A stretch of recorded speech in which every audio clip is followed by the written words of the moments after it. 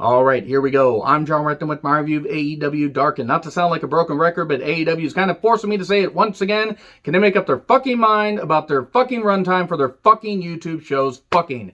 Seriously, it's goddamn ridiculous. So you had last night's Dark Elevation, 38 minutes. The main event was the only long match. They had an angle for a feud that I don't think that many people care about, but hey, at least it was something. A Daniel Garcia promo, and every other match had nice, clean, concise finishes, which I always love, and I'm certainly not guilty of having sudden finishes. Would I lie? But anyway, this particular episode, 17 fucking matches, nearly 2 hours of fucking runtime. Why the fuck did some of these fucking matches go so fucking long?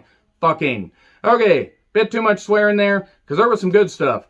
But half of these matches could have been cut in half. You could have at least cut this to 90 minutes, and you wouldn't have missed shit. And you certainly wouldn't have been bored by some of these matches. Even though I understand what they were trying to do, one of these matches went on way too fucking long. So anyway, Thunder Rosa versus Zeta Zhang. I love Thunder Rosa, one of my favorite wrestlers in the world, and has been for a few years. Zeta Zhang, I believe, was in the first Mae Young Classic, and has since traveled around doing her stuff, and has a nice look, got in a few shots, but Thunder Rosa hit a drop kick in the corner, Zeta staring up at the spotlights, and then got locked in the necktie for the victory. Good stuff. Now Red Velvet took on Skylar Moore. I like Skylar Moore. Good to see her being featured here, and Red Velvet has dramatically improved, really, has great character work, has improved in the ring. I'm glad that she hasn't been doing dives where she nearly brained herself. That was really scary when she did that on Dynamite, and then Skylar used some power, but a couple minutes later, final slice, 1, 2, 3, nice quick match, and then we get 2.0, the former Everrise versus Adrian Alanis and Liam Gray. This match certainly happened, nothing against anybody involved, I just didn't really care. It also went a bit long, could have been just about 3 to 4 minutes, I think this went almost 6, and then it was a double stun gun, 1, 2, that was a nice finisher, I will say that, harken back to Steve Austin when he would do the stun gun and JR would go nuts.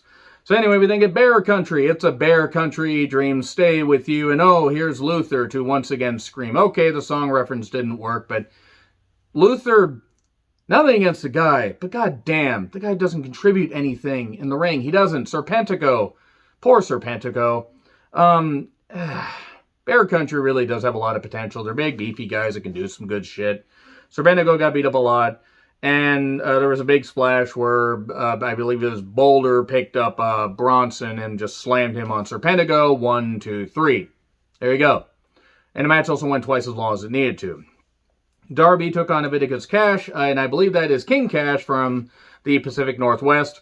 And I got to see him at some early indie shows, and then he took off to, I believe, go to Japan and do some stuff. And he has dramatically improved, really has gotten in even better shape, and he was in good shape before, but he has really, tightened up his work and everything. He's a lot crisper, a lot smoother. I'm very happy to see him get on the stage. He got in some shots, but Darby would eventually get the last supper and get the victory. 1, 2, 3. That's that roll-up where he locks on the legs and everything and takes advantage of his opponent. And then we get to QT Marshall with the Factory versus Allen 5 Angels. Why on God's green earth did they think a fucking QT match should go 10 minutes? Why did they think a QT match? Nothing against QT. Again, nothing against him as a person. But why? Why did this go longer than some Dynamite matches? You could have combined, I think, at least 3 or 4 of the matches on Dark Elevation. They didn't go as long as this. I don't have a problem featuring people, and nothing even against Angels. And QT's a fine athlete. He can do the moves. But goddamn, this Factory shit's ridiculous. The Dark Order, they're what they are. They're not my favorite, but at least the guys seem to be having fun. It's went on forever.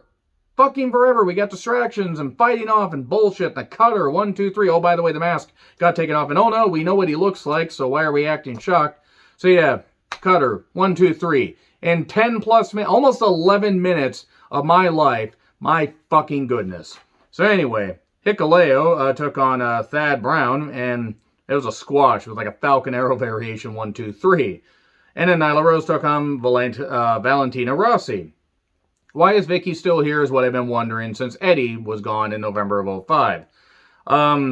Rousey tried to beat up Nyla, and that didn't work, and she got hit with a choke slam. Pretty impressive choke slam. She picked her up and ha-ha, and did that. It would have been actually funny if she did ha-ha, ha-ha, and did that, and then hit Beast Bomb 1, 2, 3. Fuego del Sol versus Daniel Garcia. Daniel Garcia knocked Fuego del Sol on that promo that he did on Dark Elevation. Okay, storytelling that ties into this.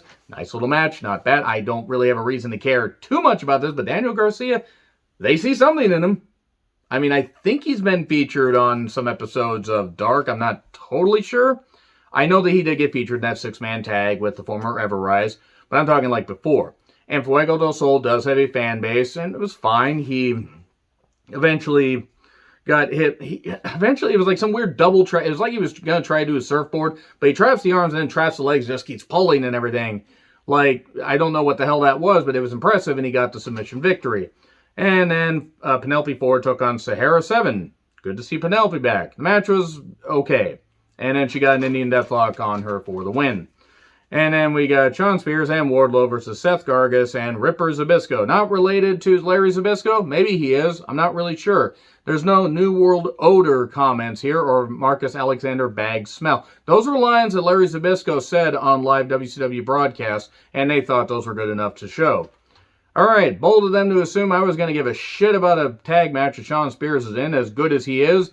I don't care about, basically the worst member of the Pinnacle. He basically is the guy that's there to take the pin. He's a sound athlete. But after that feud with Cody and after bouncing around with stuff like him, they've given me no reason to care about him. C4, 1, 2, 3.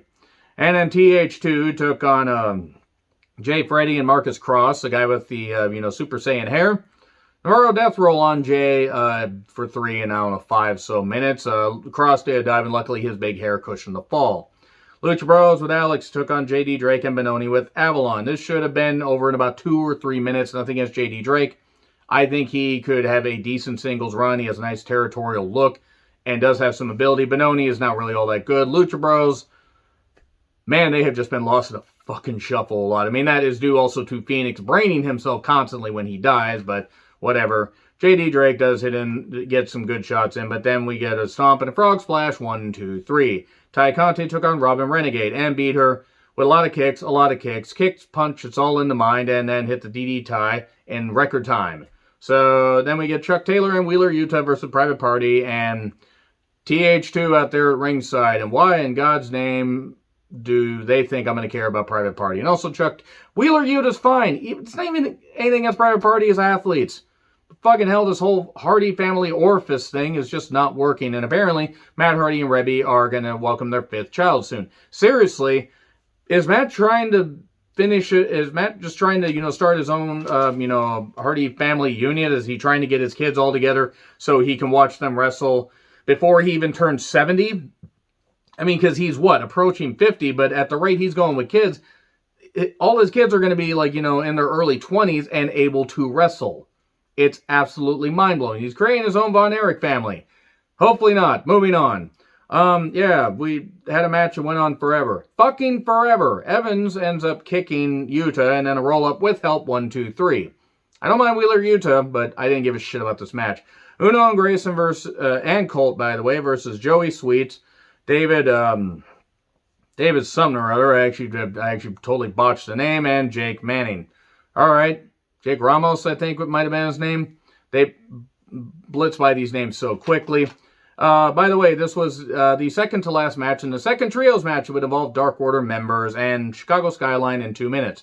And then we have Reynolds, 10, and Silver against Dean Alexander, Arn Singh, and there are some who call him T.I.M. Tim? Anyway, yeah, the match contained more Dark Order, which is exactly what I needed on this show. It sounds like I'm really negative about some stuff in AEW, and I am to an extent, but there are times where, just some things just drain me. Don't get me wrong, I will take some of AEW's stuff over what WWE is doing on a lot of their weekly shows, but it's a 50-50 split between good and bad sometimes. Alexander got the full Nelson locked on him, and Dark Order wins. And okay, cool. All right, it is what it is. The show existed. Let me know your thoughts in the comments. Like, share, subscribe, Twitter handle in the description. I'm John Ritlin. I'll see you soon.